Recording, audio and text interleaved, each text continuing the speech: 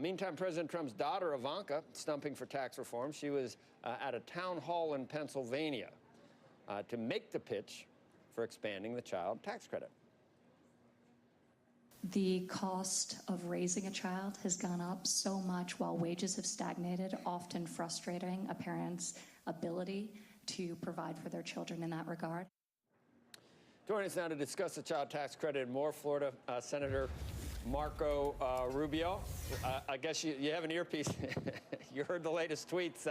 Yeah, you heard the latest tweets between what the president and then you heard some of Corker's comment.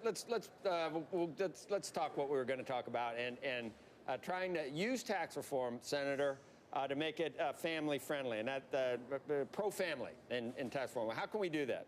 Well, first of all, we have to understand that what you just heard Ivanka Trump say is something I've been talking about now for 3 to 4 years, and that is how expensive it's gotten in the 21st century to raise a family for working people. And so the tax code should take that into account. By some estimates, it costs over $250,000 to raise a child from the time they're born to the time they turn 18, and that doesn't include college. Child care costs are extraordinary. Actually, I think it keeps some people out of the labor force. And so we need a tax code, an expansion of the child tax credit, make it applicable towards payroll tax, up until their payroll tax liability. These are critical things that we need to do if we're going to provide middle-class tax relief to working families.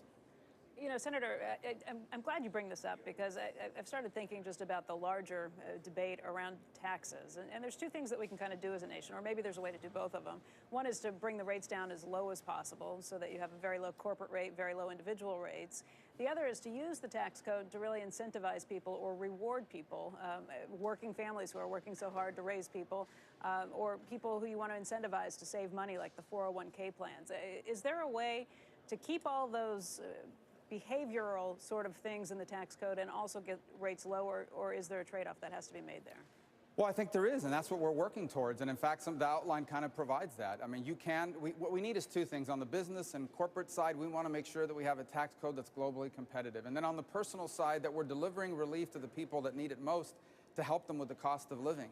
That's what we're working towards. I think that's what the framework begins the work of doing. And obviously the details are now what we're going to have to work through. But that's the goal that I hope all of us are working towards. If History repeats itself, at least to some extent, Senator, the sacred cows are always tough to deal with. And if you don't have a total pay for, you're going to need to rely more on dynamic scoring.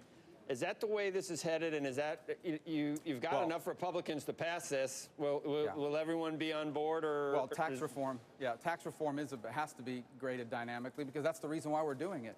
The purpose of doing this is to create economic growth by making us globally competitive. You've got to dynamically score it. Otherwise, you're not accounting for the very reason why we're doing this. I hate to do this to you, Senator, but the second part of the tweet, this is the world we live in, the second part of the tweet came out. There was a ... on the last one with the president heads, and then the president went on to say, Corker dropped out of the race in Tennessee when I refused to endorse him, and now is only negative on anything Trump.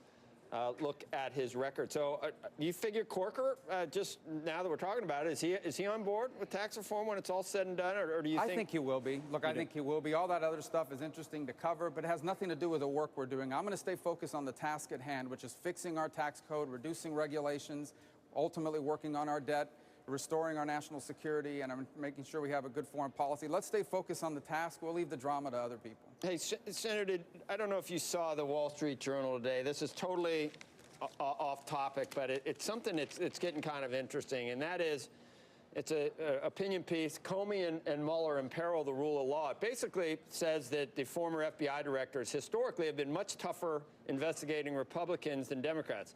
This comes at the same time that in recent days, it's been postulated by various places that, wow, it's been a while for the Russia collusion story, and even some Democrats aren't talking about it as much. They're talking about Facebook or ads. Meanwhile, this uranium deal is back. I don't think. Go ahead. Is back in the forefront. Vladimir Putin's not a Republican. He's not a Democrat. He seeks to undermine our democratic institutions. We need to let people know exactly what happened and how they did it so we can keep it from happening again. I've never viewed it as a partisan issue. But okay, but the collusion story is something that, a lot of people are, they're depending on that to make this not a full-term presidency, obviously. If that doesn't happen, The House Intelligence Committee doesn't need necessarily Rubio, or doesn't necessarily need Comey or Mueller or the FBI. Neither does the Senate. Why aren't they looking closer? Can't they get information about what really happened between the uranium deal and the Clinton Yeah, Foundation? and I think that's going to be a part of any inquiry that's ongoing, and that includes the special prosecutor. Let's get the truth. Wherever it leads us, let's get the truth and let's get it out there. There shouldn't be any part of this that isn't covered or isn't shown to the American people for partisan reasons. There's really good, I mean, there's I don't know whether they're smoking guns, but there's lots of money that we know changed hands, and we know that Justra and did get 20% of the uranium. We know all that happened. It's all there. I just don't see how it seems plain. Well, we just need to lay all the facts out, let the American people reach their own conclusion. The sooner the better. It's been a while. Where do you think, as you hear rumblings around, do you hear anything about when Mueller is going to wrap this up, or what is he? No, and we wouldn't hear that. I mean, obviously their work is ongoing and it's separate from the Congress. Does it have to do with business relationships now, or is it still I don't collusion? know. I wouldn't know, except the special prosecutors doing their job independent of the congressional branches, and that's the way it should be. That's why it's called an independent, investigation. All right, so we'll go back to economic issues, but I don't know. That's in the Wall Street Journal, so it's not just that's a business newspaper. Do you care who the next Fed chief is, Senator? I just want to be somebody that brings stability and long-term certainty so that people can plan for America's economic future. So that's the president's decision to make. We'll let him move forward on that, and we'll go from there. All right, Senator. Maybe you may be working 24/7. I don't know. Maybe you can send some stuff home for Christmas, but there may be some long hours ahead. You think? Well, that's fine. That's what we're here to do. And you think it gets done this year or next year? I do. You do? Tax reform? I Yes. think hopefully the goal is to get it done before Thanksgiving. That's ambitious, but that's the goal. What kind of support do you have?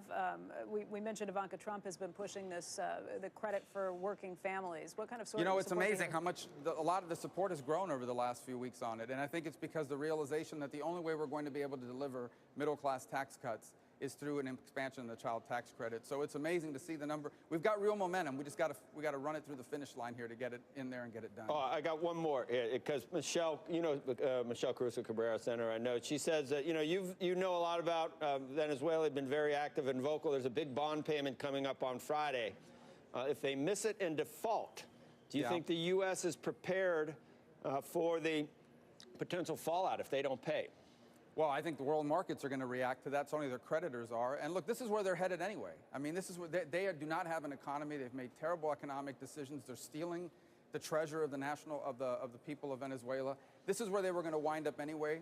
The sanctions only accelerated it, and rightfully so. They are incompetent. They're dictatorial. They're tyrannical, and their moment is coming. Okay, Senator. Thanks. Thank you. All right, we'll see you around. Thanks. Appreciate your time today. Thanks.